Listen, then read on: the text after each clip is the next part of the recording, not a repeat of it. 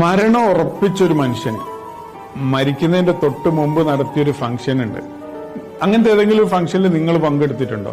ഞാൻ പങ്കെടുത്തിട്ടുണ്ട്.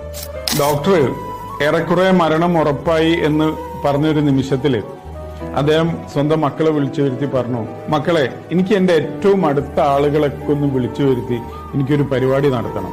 കാരണം കുറച്ചു ദിവസം കഴിഞ്ഞ് ഞാൻ മരിച്ചു കഴിഞ്ഞാല് ഞാൻ നാളെ പള്ളിക്കാട്ടിലായിരിക്കും കിടക്കുക. അപ്പോഴായിരിക്കും എനിക്ക് ഏറ്റവും വേണ്ടപ്പെട്ട ആളുകളൊക്കെ വന്ന് ഭക്ഷണം കഴിച്ചു പോവുക. എനിക്കത് കാണാൻ കഴിയില്ലല്ലോ, ഞാൻ പള്ളിക്കാട്ടിലല്ല ഉണ്ടാവുക. അതുകൊണ്ട് ഞാൻ ഇവിടെ ഉള്ള സമയത്ത് എനിക്ക് എന്റെ കണ്ണിന്റെ മുമ്പിൽ വെച്ച് ഇവരൊക്കെ വന്നിട്ട് ഭക്ഷണം കഴിച്ച് മനസ്സും വയറും നിറയുന്നത് എന്റെ സ്വന്തം കണ്ണുകൊണ്ട് എനിക്ക് കാണണം. അദ്ദേഹത്തിന്റെ ഏറ്റവും സുന്ദരമായ ജീവിതത്തിൽ അദ്ദേഹം കണക്ട് ചെയ്ത എല്ലാ ആളുകളെയും അദ്ദേഹം അന്ന് ക്ഷണിച്ചു. അന്ന് അദ്ദേഹം വളരെ ക്ഷീണിതനായിരുന്നു. രോഗം അങ്ങ് മൂർച്ഛിച്ചെത്തിയിട്ടുണ്ട്.